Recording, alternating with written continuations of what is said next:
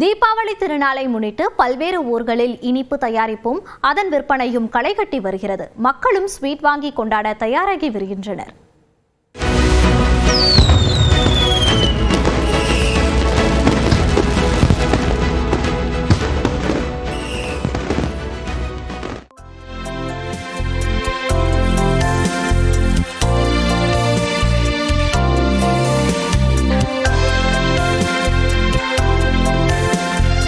தீபாவளி என்றதும் பட்டாசுகளுக்கு அடுத்தபடியாக நம் நினைவுக்கு வருவது இனிப்புகள்தான்.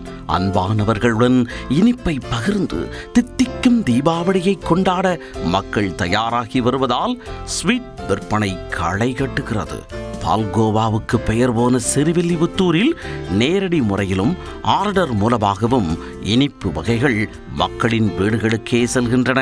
வேலை ரெகுலராக இருக்குனே, வேலை ரெகுலராக இருக்குது. காலையில் 9 மணிக்கு ஆரம்பிச்சுன்னா நைட் 8 மணி வரை வேலை இருந்துக்கிட்டே தான் இருக்குது. ஆர்டருக்கு நிறைய வரதுனால ஆர்டருக்கு நிறைய போட்டு கொடுத்துக்கிட்டே இருக்குது. வெளி மாவட்டங்களுக்கும் வெளியூர்களுக்கும் ஆர்டருக்கு நிறைய போட்டு கொடுத்துக்கிட்டே இருக்கும். திருநெல்வேலியில் அல்வாவுடன் ஜிலேபி, பாதுஷா, லட்டு, பூந்தி, மிக்சர் என இனிப்பு கார வகைகளும், கைசுற்று முறுக்கு, தட்டை, அதிரசம், முந்திரி கொத்து உள்ளிட்ட பலகாரங்களும் வாடிக்கையாளர்கள் சுவைக்க சுட சுட தயாராகி வருகிறது. இதில் நெல்லை டவுன் பகுதியில் மட்டுமே செய்யப்படும் திருவாகம் என்னும் இனிப்பை சுவைக்க மக்கள் ஆர்வம் காட்டுகின்றனர். கைசுற்று முறுக்கு, தட்டை, அதிரசம், நெய்யுருண்டை, முந்திரி கொத்து, அது அச்சு முறுக்கு கூட ஒரு 7 பலகாரம் பண்ணிக்கிட்டு இருக்கிறோம். இது எல்லாமே நம்ம கிரைண்டில் அரைச்சி பண்ணக்கூடிய பக்கம். அதிரசம் எல்லாமே நல்லபடியாக பண்ணி கொடுத்துட்ருக்கோம். வெளியூருக்கு வாங்கிட்டு போயிட்டுருக்குறாங்க. எல்லாரும் ஆட்கள் வந்துட்டுருக்குறாங்க. கொஞ்சம் மழையால் கொஞ்சம் தடங்கள் ஏற்பட்டுருக்கு. இதாக சரியாக 2 நாளைக்குள்ள சரியாகவும் நம்பிக்கை இருக்குது. தூத்துக்குடியில் இந்த முறை பூஸ்ட் பர்பி, ஹார்லிக்ஸ் பர்பி, கருப்பட்டி அல்வா என அறிமுகம் செய்யப்பட்டுள்ளன.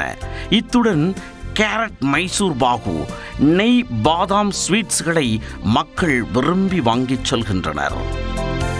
ஒவ்வொருத்தவங்க செப்பரேட்டாக போகும்போது சொல்கிறாங்க, இந்த ஸ்வீட்ஸ் ரொம்ப நல்லா இருக்குது, எங்களுக்கு ஒரு பாக்ஸில் ஒரு ஸ்வீட் தான் வச்சுருக்கீங்க, கூட ஒரு ஸ்வீட் வச்சு எங்களுக்கு கொடுக்கலாம் அப்படின்னு கஸ்டமர் விரும்பி கேட்குறாங்க.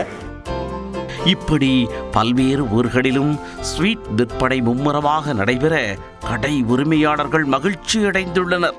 நியூஸ் 18 தமிழ்நாடு தொலைக்காட்சி செய்திகளுக்காக செய்தியாளர்கள் கணேஷ்குமார், சிவமணி மற்றும் முரளி கணேஷ்.